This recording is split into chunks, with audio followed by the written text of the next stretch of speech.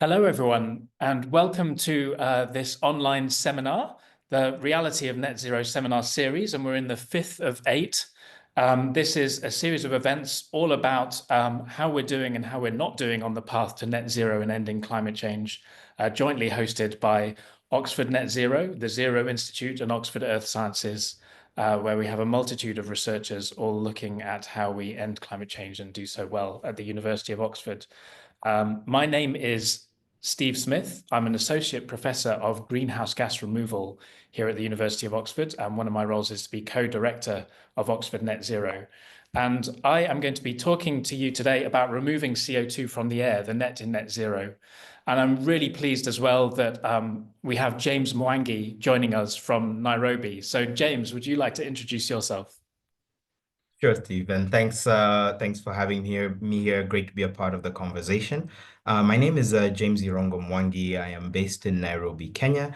I wear two hats. I am a co-founder or founder of the Climate Action Platform Africa, which is a systems orchestrator nonprofit organization that was set up to really articulate the case for Africa transforming its economy and helping save the planet through what we call climate positive growth, which is taking net zero one step further and saying for Africa in particular, to get to global net zero, Africa probably has to be net positive for climate. In other words, it needs to remove more greenhouse gases from the atmosphere than it emits in order for the accounting to match, not for free, but as a path to building the climate positive competitive economy of the 21st century that the continent needs.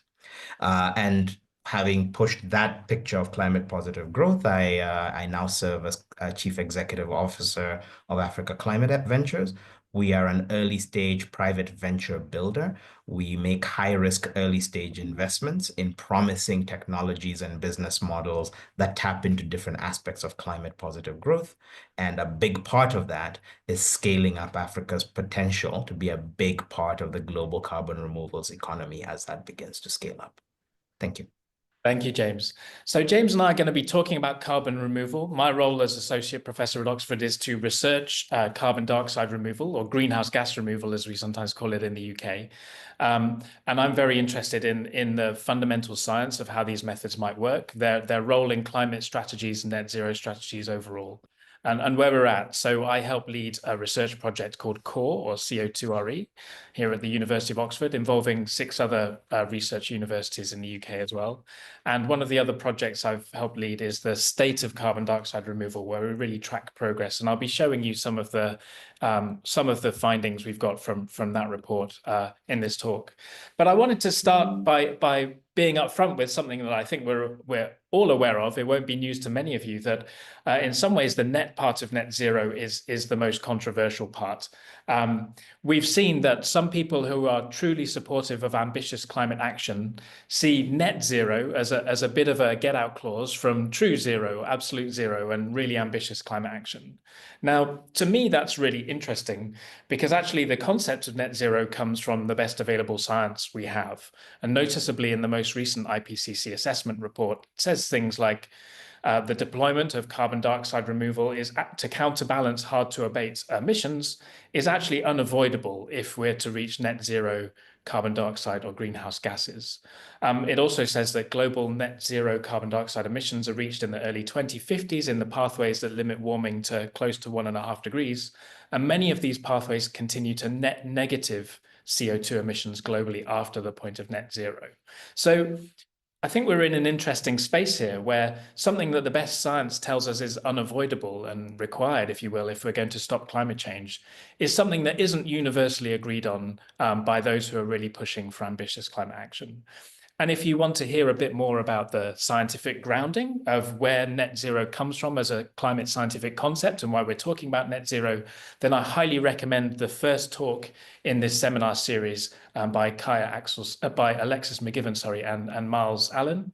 And also, if you want to hear a bit more about how to minimize over-reliance on carbon dioxide removal, the sort of moral hazard discussion, particularly in the context of countries in UN climate negotiations, then do watch the second talk, which was Lavanya Rajamani and Ewan White. What I want to try and do with James in this seminar is try and give you a sense of how carbon dioxide removal is actually developing in the real world, as well as how much we might need and what's being done about it.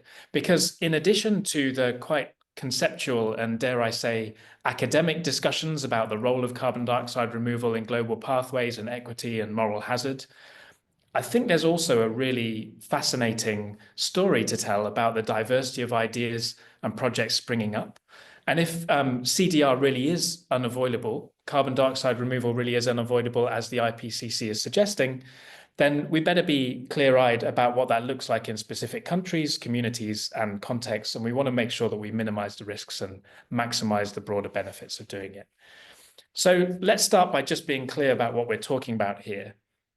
I want to invite you to think, when I say carbon dioxide removal, what's the first thing that pops into your head? It's normally one of two things. It's planting trees, as you can see on the left, or it's the very high-tech direct air capture machines, one of which I've shown a photo here in Iceland is up and running. And both of these are different forms of carbon dioxide removal. Essentially, we're talking about any activity where we're capturing CO2, but importantly, we're capturing that from the atmosphere. So not capturing fossil CO2 emissions at point source, which is a way of avoiding reducing emissions. But we're talking about taking stuff back out of the atmosphere and storing it away out of the atmosphere as a result of a direct human activity for durable timescales. And there's some question mark over how durable should durable be, but it's about CO2 coming from the atmosphere as a result of a human activity and being stored away. So as I said, planting trees and direct air capture and storage are two particular ways of doing that. But actually, there's a real diversity of methods in between. And we have tracked at least 15 different methods, which are fairly well established in the literature and being trialed in various locations around the world. I've got a little cartoon here of those 15. And they all have really different properties and features. They capture carbon in different ways. So you can look at the column there that says capture process. Broadly, that's either through biology, so that's natural photosynthesis, which takes up CO2 and puts it into biological systems, into ecosystems. Or it can be geochemical storage, where we use Earth's chemical cycle, rock weathering, or we use human-made chemicals in industrial processes to capture the CO2 from the atmosphere. And we can store that in different parts of the carbon cycle. If we're talking about tree planting, so afforestation, reforestation, and better management of existing forests, then we're keeping that carbon locked up as standing vegetation and biomass. But we might use that in durable wood products, so put wood products in the built environment. Or we might use biomass for energy. And if we capture the CO2 that's resulting from that combustion and geologically storing that underground, then we're putting the carbon into geological formations. Now, not only do these processes differ, these CDR methods differ in terms of how we capture the CO2 and where we then store it durably, but they also vary in terms of their readiness. So when we talk about planting trees, that's not at all a new technology. So you can see the dark bars for the readiness column on some of these methods, which we tend to term conventional CDR, because these things are very well established practices, not done everywhere, not necessarily done enough, but we know how to do them. And we've known for a very long time how to do them. And they're generally recorded and measured in national reports of how we're doing on greenhouse gas emissions reductions. They also vary in terms of their potential. So how big can they get in terms of being able to remove CO2 and also displace other emitting activities? And because of where the carbon goes, they have different characteristic timescales of carbon storage. And this is actually really important, in particular, when we think of counterbalancing residual emissions through removals, because particularly for fossil carbon dioxide emissions, so the emissions we get from burning coal, oil, and gas, the impact of those on climate is essentially on a geological timescale, is for millennia. And so if we want a one-to-one balance of a carbon removal for any continued fossil fuel emission, we need that to be really ultra durable. And some of these methods with the darker blue bars on the right, you can see, are characteristically more durable than others. But a key point here is really the broad diversity of methods. And a lot of these ones that are more novel, the kind of orange barred ones, tend to be at a much earlier stage of development, but they might arguably offer more durable carbon storage. So carbon dioxide removal is happening now. by far and away the most of it is through familiar tree planting. And so here I'm showing you a map of afforestation rates and reforestation rates around the world. And the darker areas show you where we are actually succeeding in planting more trees and sequestering more carbon in forest environments. And you can see a few hotspots around the world. So in China, there's been a lot of tree planting, partly as a result of policy aimed at actually combating desertification. In Eastern Europe, you can also see a hotspot. And this is largely a result of areas that were turned into agricultural lands in the Soviet era being returned back to woodlands and forest areas as agriculture is intensified and uses less area in those areas in the post-Soviet era. And you can also see quite a lot of afforestation, reforestation activity in the US. And again, that's a similar story of changes in agriculture. A lot of trees were chopped down to make way for cotton plantations, for instance, and those are receding back into forest areas. So if we look at how much carbon dioxide removal is happening around the world, this is something we did in the State of CDR report. We tried to answer the question, how much is happening? And the answer is quite a lot. If we take that conventional CDR, the afforestation, reforestation I pointed to, that adds up to about 2 billion tons annually, current levels of CDR. That might be more than you think. That, in a way, I suppose, is good news, but it's still not enough to offset the fact that we are deforesting in other parts of the world. And so we are still a net emitter through our activities on the land. We're chopping down more carbon through trees than we are restoring. So that 2 billion tons is not enough to make us a net remover of carbon in land activities. And of course, that 2 billion is nowhere near enough to offset the roughly 40 billion tons of CO2 we're emitting globally every year through our emissions using fossil fuels and other emitting activities. If you zoom in with a magnifying glass right to the edge of that grey bar, you'll see how much carbon dioxide removal we estimate is happening through these newer methods, these more novel CDR methods. So just to walk you through that, the biggest one is actually from biochar. So this is where you take biomass, you pyrolyze it. So you burn it in a high temperature, low oxygen environment, and you get a charcoal type material. An example is a photo on the left, which shows you some fresh biochar coming out of a pyrolysis kiln.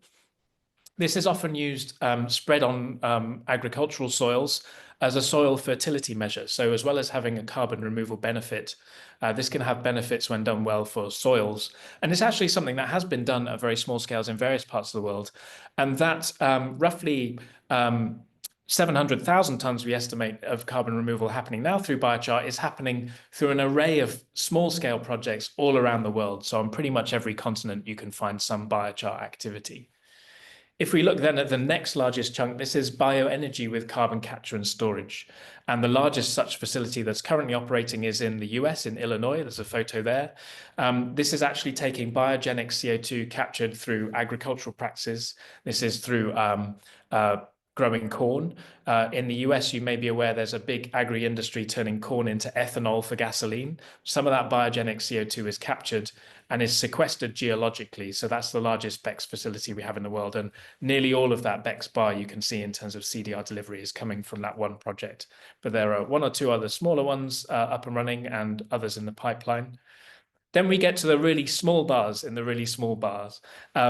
There's enhanced rock weathering, and this is a picture from India. So actually, quite a few startups are looking at using basalts and other types of rock which soak up CO2. And if you have ground up rock and you spread it on agricultural soils, you can actually get a fertilization benefit. You can displace the use of fertilizers made using fossil fuels, and you get a CO2 benefit as well.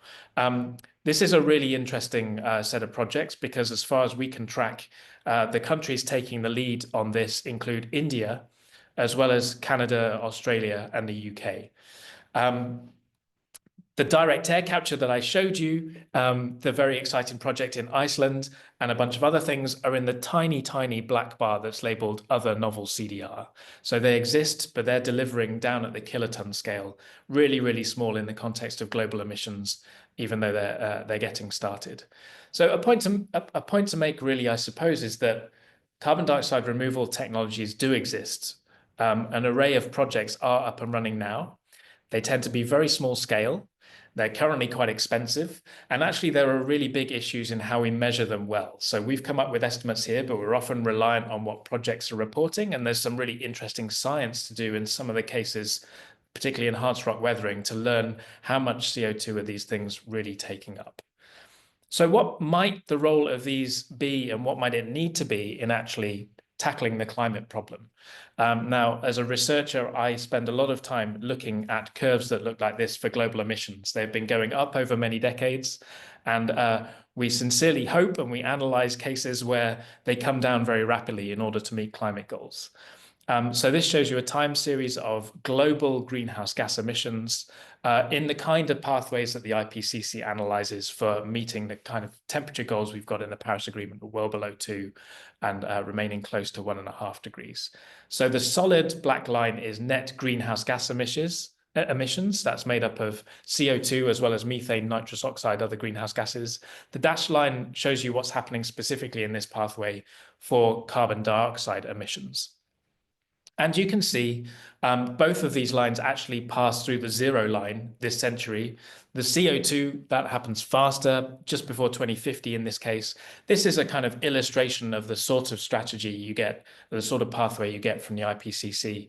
And what's happening there is that if I split that apart into some colored regions where you see fossil CO2 emissions in the blue, you see the kind of pinky purple is the other non-CO2 greenhouse gases, and then you see what removals are doing in the light and dark orange under the zero line.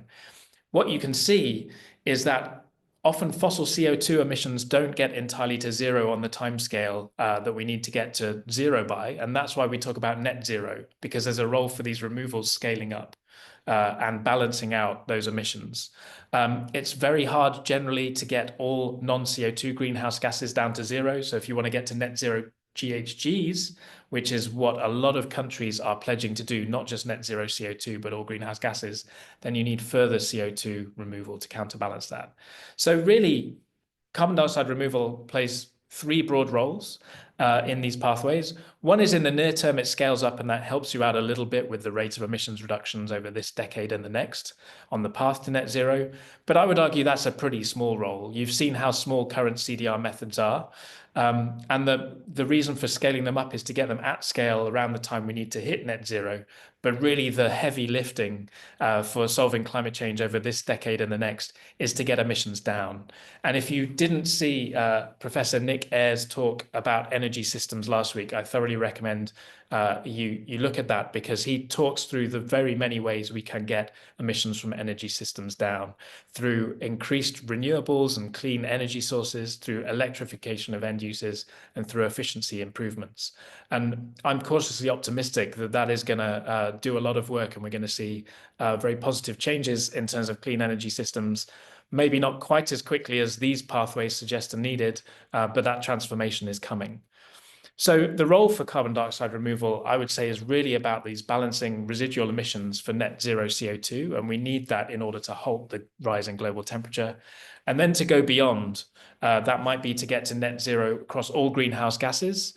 That might be because individual countries and organizations need to play their part as part of a global net zero goal to go further and faster to help balance out others who might take a bit more time to get there. And it may be that this has very important option value if we are going to an uncomfortably high level of global temperature and climate change, and we need to bequeath our children an option for dealing with that. So that's the role. And it's probably important to say that of the roughly 500 pathways that I think the IPCC analyzed in its most recent sixth assessment to get us in that well below 2 degrees, 1.5 degree range, every single one of them includes carbon dioxide removal. So this is why the IPCC says that carbon dioxide removal is unavoidable if we want to achieve net zero. How much do we need? Well, that's the million-dollar question, or maybe even a higher number should be attached to that. This really depends on the choices we make. It depends not only on how ambitious we want to be in limiting global temperature. If we're serious about 1.5, then we need to act more and faster than if we want to end up at a higher temperature. But it also depends on our future choices and preferences around technologies and behaviors. So if we get super efficient at managing energy demand while still meeting everybody's needs on the planet, maybe there's lower residual emissions and less of a need for carbon removal. But equally, if we get successful at building a carbon capture and storage, transport and storage infrastructure for CO2, that gives us more opportunities not only to reduce emissions, but to scale up some of these removals, such as direct air capture with storage or bioenergy with storage that will rely on the same infrastructure. So there's a really wide range under these scenarios, and that's given by this fan I've showed you here out to 2050. It's ranging from about 2 billion tons of CDR way up to past 14 billion tons of CDR. And how much we need depends on those choices I talked about. What we did in the State of CDR project is pulled out 3 illustrative scenarios just to pull out some of those options.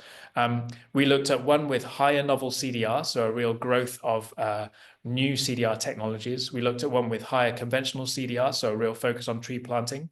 And because of this question mark about how deliverable CDR is and some of the controversy around CDR, we deliberately pulled out a scenario which has no novel CDR technology at all, just to look at what that means. And it's really important to say, even for these very high removal rates, the kind of bottom end of the fan you're seeing here, these involve very large transformations on the emissions side. So they involve emissions reductions in the at least a third to maybe a 60% reduction of global emissions by the end of this decade, by 2030.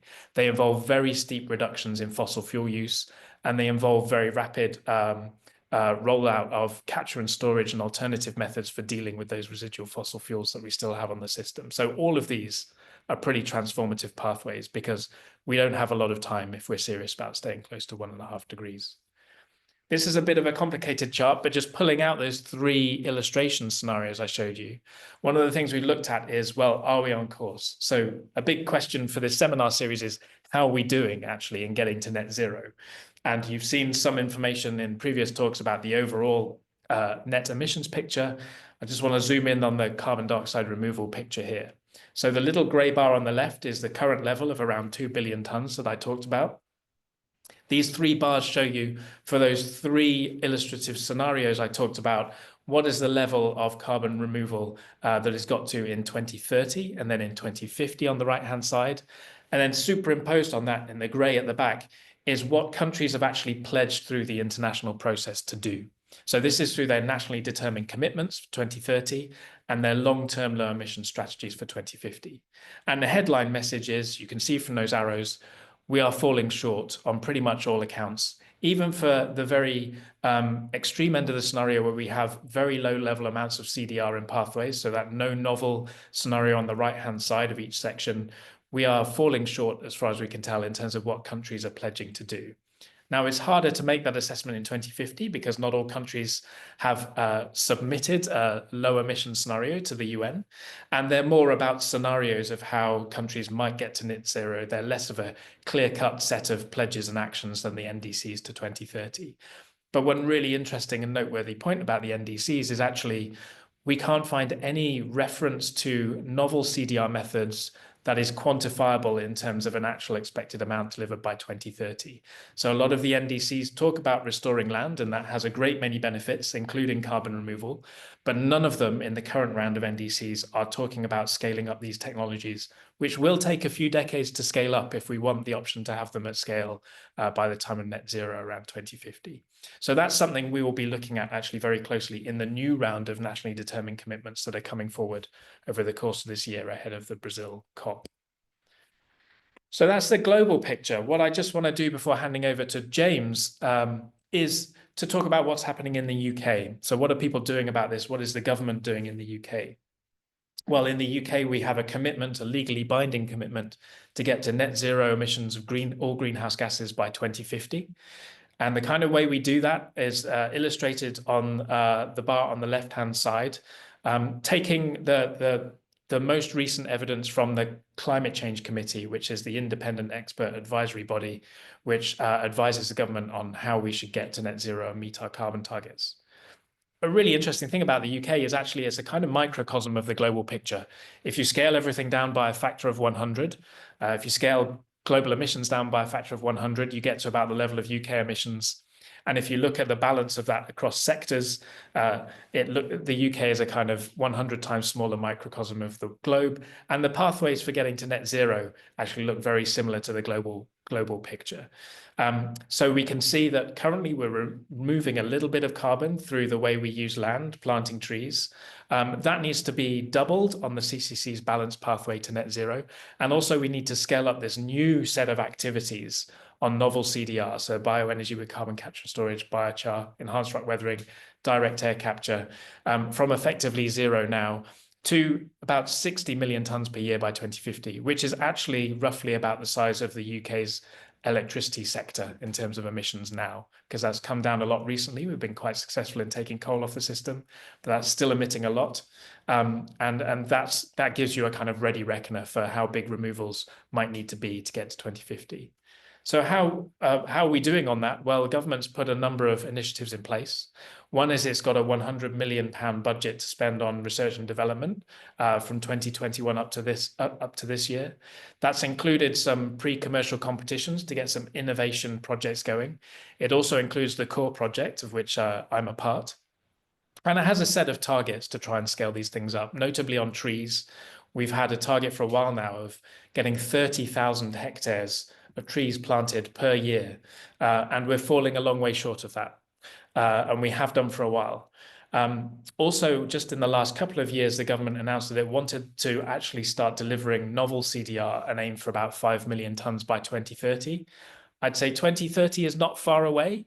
That target's been in place for a couple of years, and we haven't seen delivery of that yet. So that's going to be a stretch, and that is heavily, heavily tied to the development of the carbon capture and storage clusters in the UK, because if you build these pipelines to transport and store CO2, that opens up options on the carbon removal side, as well as on the emissions reduction side.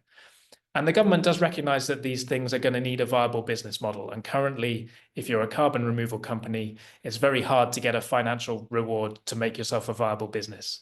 So the UK government is looking into business models, particularly for BECCS, the bioenergy carbon capture and storage, and the direct air carbon capture and storage, and is looking at essentially guaranteeing a carbon price in what's called a carbon contract for difference.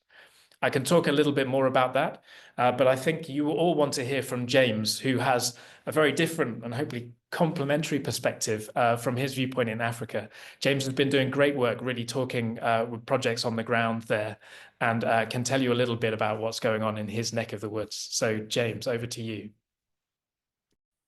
Thanks, Steve. For I think a very, very informative and comprehensive overview of the subject. I was scratching out entire sections of my planned remarks, so hopefully I'll be a bit more concise because you properly covered a lot of the basis here. In the spirit of being direct and hopefully provocative, I'll start with just a few declarations. I think anyone listening to the data and the rationale that Steve has outlined, we are nowhere close to being at the rate of reduction of emissions that we would need in order to turn away from CDR of all kinds, both conventional and novel, as a critical path, a critical component of any path to humanity making it into the 22nd century in a manner that we would want to. The second thing I will say is I live in Kenya, in Africa. We are feeling the brunt of several centuries of industrial revolution generated prosperity in the global north in the form of rapidly worsening climate conditions here. And I don't think that it is any more a question of, you guys in the global north solve this issue and we'll just sit here and confidently wait for the problem to be solved. The reality is action is not happening fast enough. And the question then becomes, how can you claim agency sitting in Africa around this problem? Having not caused it, sitting around and being a victim is not a satisfactory posture. The third thing is, as we look at that stack of CDR, there's a couple of limiting factors, right? So right now, the one of the world's major rainforest assets, right? The one that is still a net remover of carbon dioxide from the atmosphere between the Amazon, the Indonesian rainforests, and the Congo Basin. The Congo Basin is the only one right now that is not emitting more carbon dioxide than it is sequestering every year. and it is doing so by a decreasing margin. And at the same time, you have Africa, fastest growing population, people looking for land to cultivate in order to meet their needs. Low productivity agriculture because they are not using high emitting fertilizers and so on. So there's a problem here that even the conventional CDR or tree planting and so on that people are comfortable with emotionally is probably on a declining path, not an increasing path for a range of reasons. So what do we do then? And I think that the thing to do is look for pathways to scale and meaningful scale, right? It's easy to throw around terms like, oh, we'll need billions of tons of such and such by such and such a time and just let it go. The amount of work that it will take to do that does not allow us to say, well, let's first focus on reducing emissions and then on scaling up removals. You have to walk and chew gum at the same time. You have to manage the speed you're driving your car at and put on a seatbelt and install airbags at the same time, because saying, oh, all we will do is hit the brakes, you're not hitting the brakes hard enough. You're probably going to hit something, and you will need these other technologies to start scaling up. And yet there's real limiting factors on each of them. So what I'll do is I'll maybe walk through some of the way that CDR and novel CDR in particular is a particularly interesting opportunity for different parts of the African continent. I won't spend too much time on nature. There's a lot of room for landscape restoration and tree planting. It's a big continent, lots of labor. Let's kind of treat that as read. But maybe let's stay on the land and let's look at biochar. One of the more promising and scaled kind of biological pathways where you're actually turning existing biomass, ideally waste biomass, into recalcitrant carbon through pyrolysis, and Steve already explained it. Part of what you find with biochar is it has a lot of benefits for soil. And if you're looking at Africa, if you're looking at African land use, you've got a couple of problems, one of which is that growing population that's cutting down existing forests to extensify agriculture. You're boosting yields by expanding the land under cultivation rather than boosting productivity. If you try to do it by increasing your use of synthetic fertilizer, you increase your agricultural emissions because there's a lot of emissions in every ton of ammonia-based fertilizer that goes into the soil. But turning to regenerative agricultural practices and organic fertilizer could be an alternative path. It needs subsidies. It needs a mechanism to make it affordable. And this is where really thinking about synergies and co-benefits of carbon removal come into play. So a company like Safi Organics, which is one of the ones that we've invested in, is making organic fertilizer with a biochar base. And what they're basically saying is this is essentially a climate triple whammy. On the one hand, because you're using biochar as the core basis of the fertilizer, it is a net removal of carbon dioxide. Then you have the additional added nutrients that reduce your need for synthetic fertilizer, so a whole bunch of avoided emissions. We estimate something like 3 tons of avoided emissions for every ton of avoided synthetic fertilizer. And then you get to the last piece of this, which is if you can create a locally affordable and available fertilizer that boosts fertility, you reduce extensification, you reduce or you increase the amount of land that's available for reforestation and so on. But to make all of this work, you do need a way to transfer an economic signal, right? It can't just be that the rest of the world pockets the positive climate externality of people switching to biochar-based organic fertilizer, says, thank you very much, keep doing that. We'll just, maybe talk about reducing our emissions here in the global north. There needs to be a mechanism and a predictable mechanism for transferring value from those creating climate harms to those remedying them. That's a different way of saying that you need that price signal, that you need that trade in removals that creates an incentive to take biochar from being a niche product and biochar-based fertilizer from being an even smaller niche product to having it be the dominant pathway because it has the right layers of subsidy and other incentive behind it. So that's a first example of really bringing this to life. You create jobs, you boost agricultural yields, you increase climate resilience because biochar does really good things for soil water retention and soil nutrient retention, and you address the climate crisis all at once. Not exactly the big evil kind of moral hazard story that we jump to when we think about, well, oh, what could CDR mean? I would argue that the same applies to enhanced rock weathering, another pathway for boosting soil, addressing soil acidity in places like Africa, where again, you have highly acidic soils, poor farmers who cannot afford to deacidify, and the mechanism of paying for enhanced rock weathering as a way to essentially compensate for the climate benefit that's available from doing that work. Again, you boost the yields, you reduce extensification, you avoid the use of other more damaging pathways in terms of how you do your agriculture.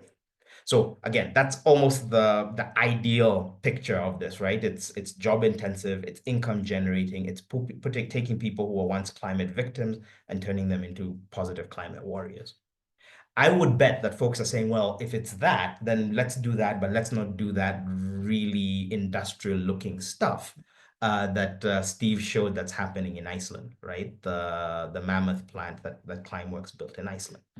What that plant is doing, as with any DAC, is it's using energy in the form of electricity and heat to capture and concentrate carbon dioxide from the ambient atmosphere, or ambient CO2 from the atmosphere, and then injecting it in solution into the ground in porous basalt formations underground where it forms a solid. Iceland is a great place for doing this because you're forming a solid that's going to be down there for 10,000 years. It's fantastic. I would argue that an even better place to do this is Africa. The East African Rift has the exact or very similar geological formations to Iceland, has a large and growing geothermal industry. Actually, Kenya produces more electricity from geothermal power than Iceland does, and has a lot more untapped potential. Importantly, doing that has the added benefit of making the Kenyan energy system and the East African energy system bankable. So a lot of people tend to think of this as, well, if you use the energy for this, you can't use it for that. Well, the challenge in much of Africa is we have the best renewable energy resources in the world, and they remain untapped because of the nature of global finance and the nature of global risk assessments. And so unless you can show that there's a pathway to turning at least some of the energy you're going to generate into an exportable good that will earn the hard currency that will pay for the machinery that you installed, chances are you can't get the expansion of renewable energy that you need. And the net result of that is that the continent, with almost half of the world's best renewable energy resources, received less than 2% of global renewable energy investment in the last few years. It's kind of like going into the critical match of a season and leaving all your best players on the bench.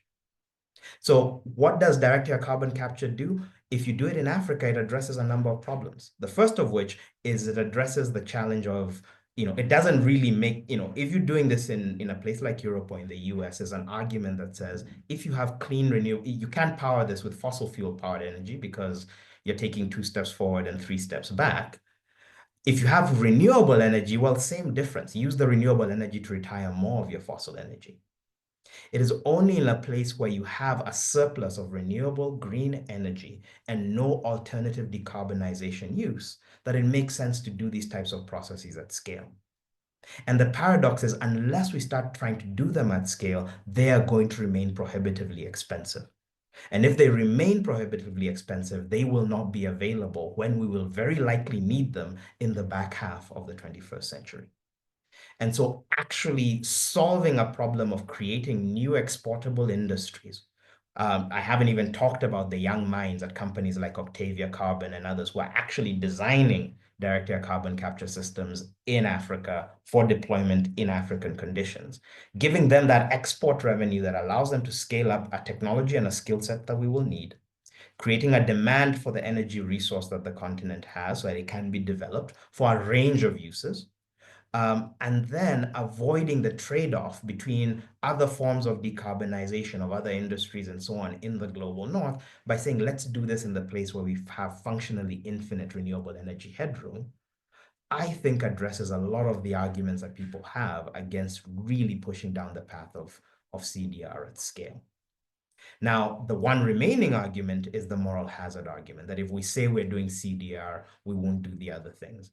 And I would argue that perhaps there's an illusion of power here, that I am yet to hear the CEO of ExxonMobil say, well, if it wasn't for CDR, we'd have to shut down our business. We have to win that debate by providing better alternatives and by creating a political consensus around moving away from fossil fuels. it doesn't mean that any attempt to make that something that we can, any attempt to do other things in complement with that is taking away from the priority of that.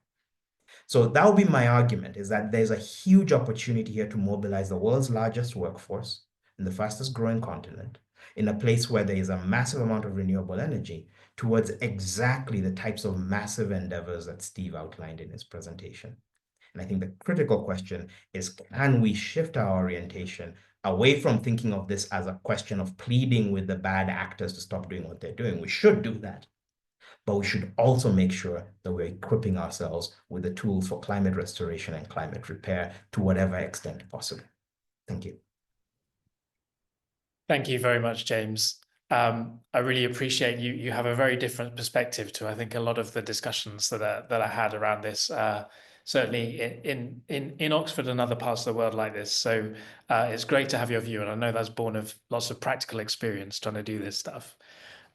Lots of people have been submitting questions, so thank you all for doing that. I think most of you have found the Q&A button at the bottom of your Zoom window, and you've been upvoting the ones you like, so thank you very much. There's still a chance if those of you in the audience have a burning question and want to get it in there, please do it. We're going to spend the rest of the time getting through as many of these as possible.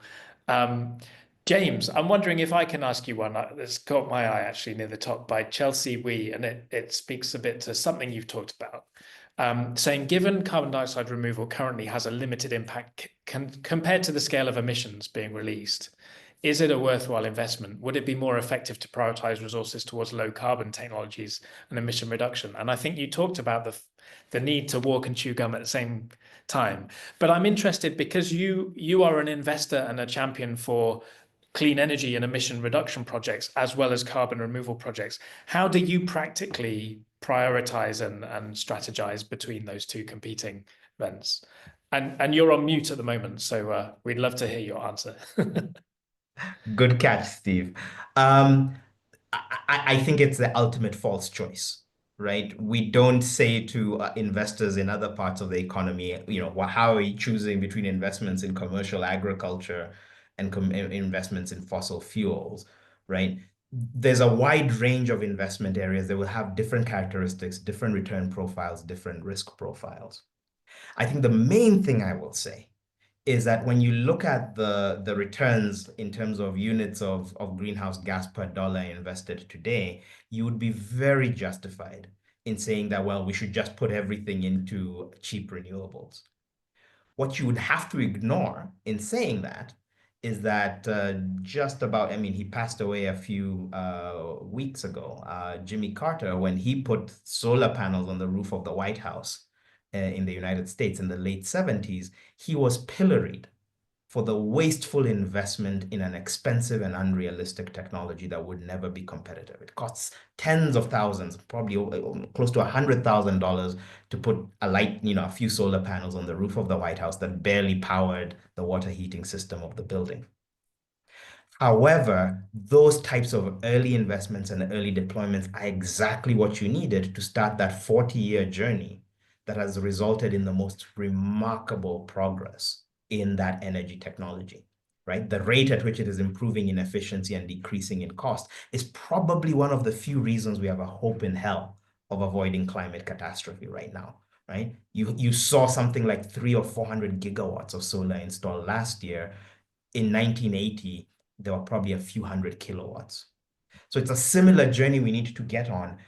And there's a good argument that says the people who were willing to invest at the point of a few hundred kilowatts, that was the most valuable investment ever made because it allowed for the journey, the exploration to continue to now.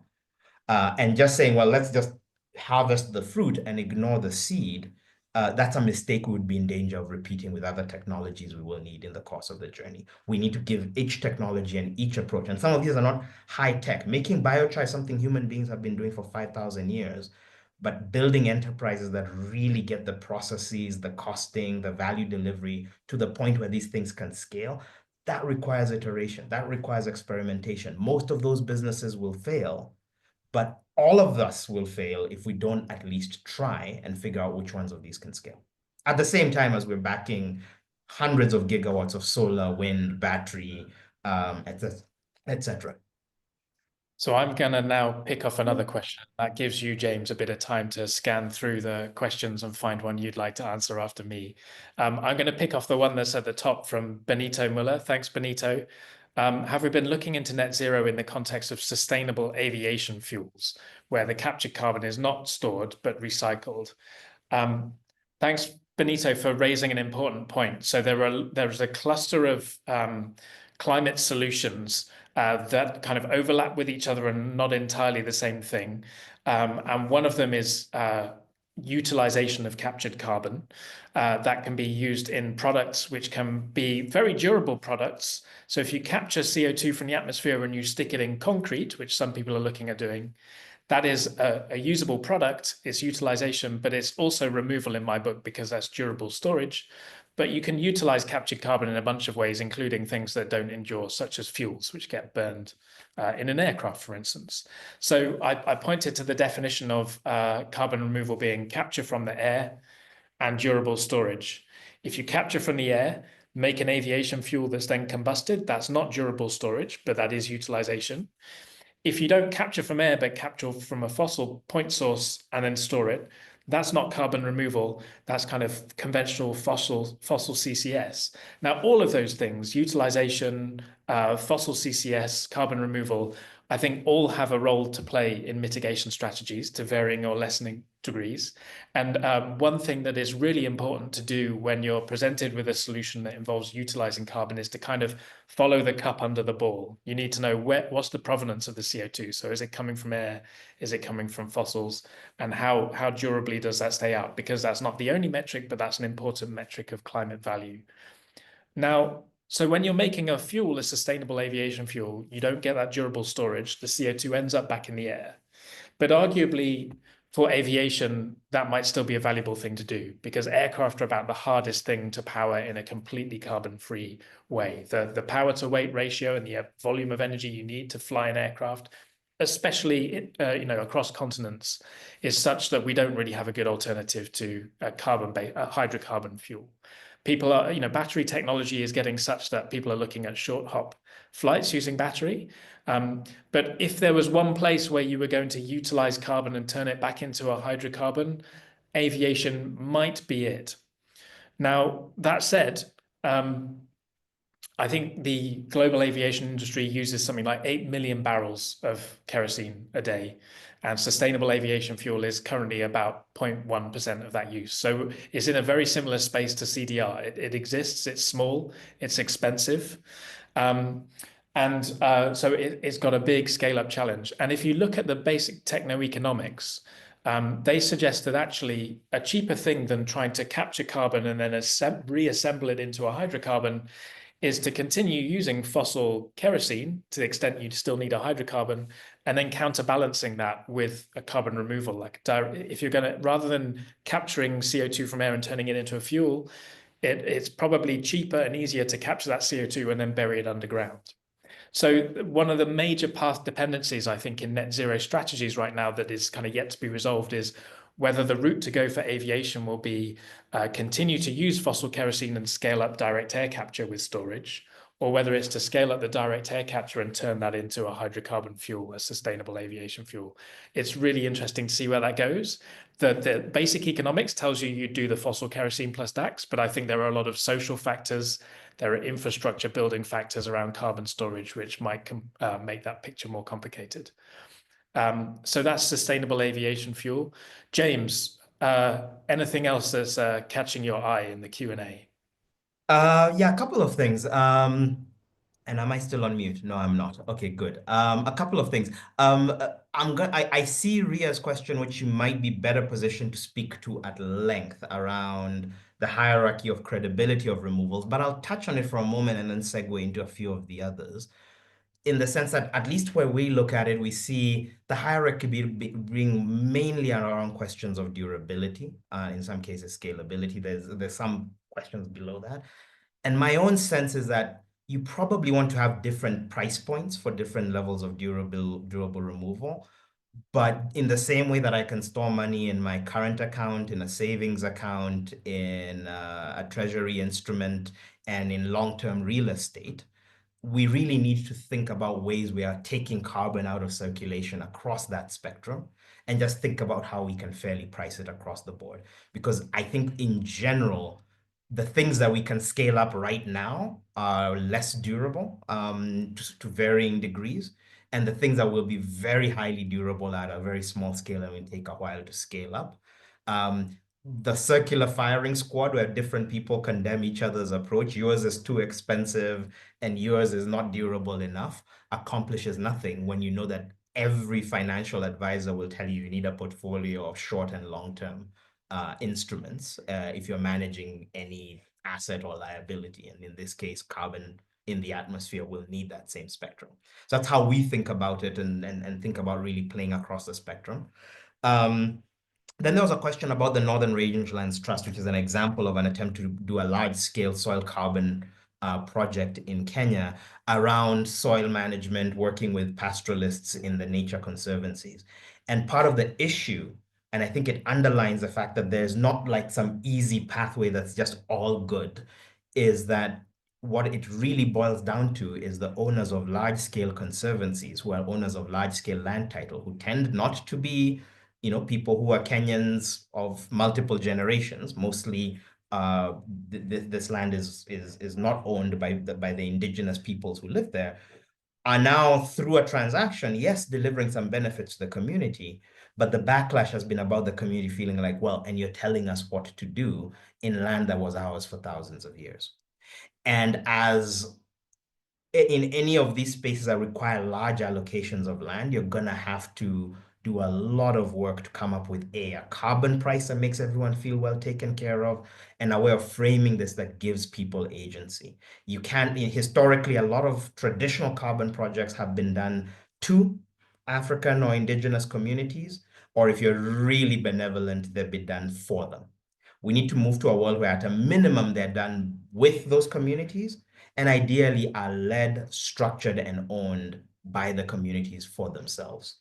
That way, you start to move into a different pathway. And that brings me to the question about carbon markets and the role that they play, which is you can't ask some of the poorest people in the world, who tend to be the custodians of some of these assets, or tend to be in the best positions to actually, for a range of reasons, scale up various removals technologies, to also carry the tab for doing so and just do it as something out of the goodness of their hearts. There needs to be a transfer of value for the global environmental public good that they're creating. And that speaks to the question, I think it was you, Devang, that was asking about carbon markets. I think that they are high functioning, high integrity, high transparency carbon markets are indispensable to scaling up CDR. We have to value as much an attempt, a credible effort to bring a ton down of carbon, as we recognize the damage of a ton up, probably more, because we want this stuff to scale. And right now, we don't have the reliable, scalable transmission mechanisms, both within countries. And if you've got a large enough economy like India's, it does make sense to, over time, charge those who are emitting as a disincentive to emitting and reward those who are removing. But I think more importantly, globally, right? That 60 million tons that the UK needs to be removing by 2050. You could think of that as how do we stress our particular geome and biome in the United Kingdom to do this entirely closed?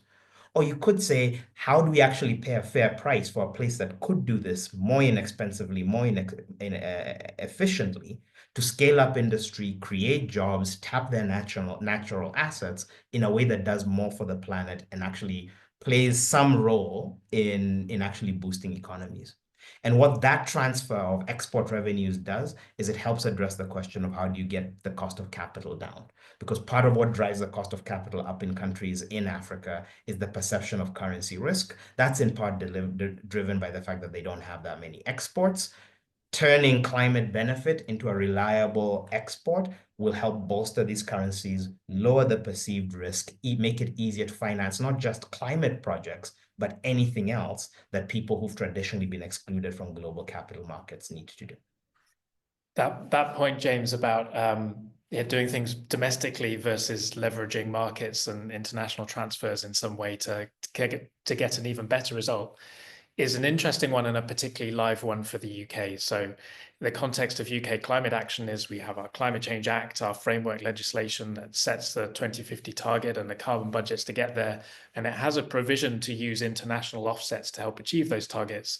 Traditionally, that has been very much frowned upon by NGOs and even by the Climate Change Committee, because it's seen as an important aspect of fairness that we should be able to deliver our targets ourselves without claiming some benefit by getting someone else to do our work, even if we pay them, to put it crudely. Now, and the Climate Change Committee is going to advise on the next carbon budget actually in the coming week or two. And I expect they will say, and this debate will come up again, to what extent should we do this domestically, particularly in a tight fiscal climate? And, some people increasingly questioning the concept of net zero on the political fringes. Should we be doing this domestically, or should we be actually farming out a bit of effort elsewhere? Because that's the kind of way it's framed. But I think that's in tension with the UK has the opportunity and responsibility to support others, and almost completely aside from its own climate obligations, it has development finance, right? So it gives a lot of money for economies to develop. And I don't think that removals is much of that conversation. Emissions reduction is now and is increasingly, part of the discussion about financing clean energy, but not so much removals. So I think that's an interesting one to watch. Just to pick up, Ria, on your question of hierarchy of credibility for removals, and to make it my kind of narrow science question around carbon balance and carbon removal, where James has added a lot of the important color around the broader kind of benefits for society and environment, I'd say a portfolio approach is really important, because we don't know which ones of these methods are going to win out. There are still important questions to learn as we do them and experiment with them. And there are some countries and locations that are going to be particularly well suited to some methods rather than others. So James mentioned Iceland and the Great Rift Valley as kind of prime places for direct air capture with storage. Other places like India, with a lot of land and a highly developed agricultural system, might be particularly well placed for biochar and enhanced rock weathering, actually, where they have basalt formations in the Deccan Traps. So it's going to be horses for courses, and I don't think any one solution is the silver bullet here. We do see a kind of broad trade-off, I'd say, between some methods such as direct air capture, which are very easy for people to understand. You can conceptualize them in a box, and they're actually very easy to measure and verify, and people understand how they work, but they're very expensive. And then there are a bunch of other methods which are harder to measure and quantify, where you're putting carbon into open agricultural systems, for instance, but they tend to be cheaper and more aligned to things we already do. And that's the kind of biochar, enhanced rock weathering, and a few other methods. And I think it would be really interesting to see the kind of development across those two pieces, the expensive but easy to conceptualize but kind of standalone methods, and the more adjacent to things we do, but slightly harder to conceptualize, maybe cheaper projects. So that's a dynamic that I think is playing out in the carbon removal space right now. We have 1 more minute. So James, is there any question on there that you're burning to answer as we sign off? I just wanted to amplify something. I typed something about it. Someone asked a question about experimenting with blending other synthetic fertilizer with biochar, because it's just this magical substance.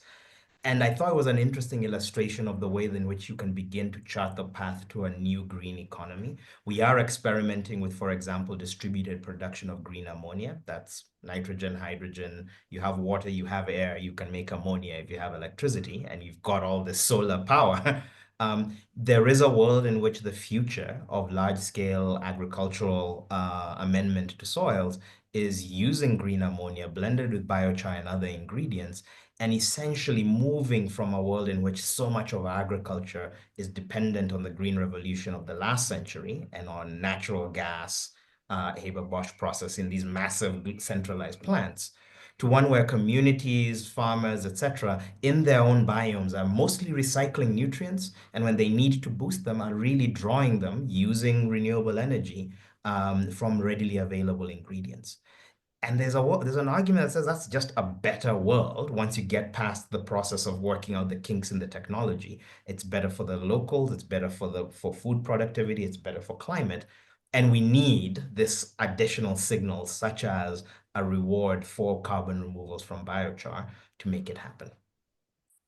And just to draw it back to the UK context, if I pick out one quickly, there's a question about how to leverage CDR and CCS in industry infrastructure. In the UK, a live discussion is about whether and how we build that carbon capture and storage infrastructure. Government announced £22 billion towards it. And it was interesting to see how negative a press that got because of the cost, which is very considerable, but the general perception that this is about maintaining and continuing the fossil fuel industry. And I think part of the story that's missing in general awareness is how that kind of transport and storage infrastructure to deal with CO2 actually opens up new routes to do carbon removal and actually start cleaning up CO2 from the atmosphere. So I think thinking about these things in systems and realizing where each country has its own opportunity to contribute to the carbon removal puzzle, as well as the reducing the waste in the first place, is key. So we have to wrap up there. We've reached an hour. I'm just going to share on the screen a few links if you want to find out more about the work we're doing here at Oxford on that. And you can certainly look up James and his work with Africa Climate Ventures as well.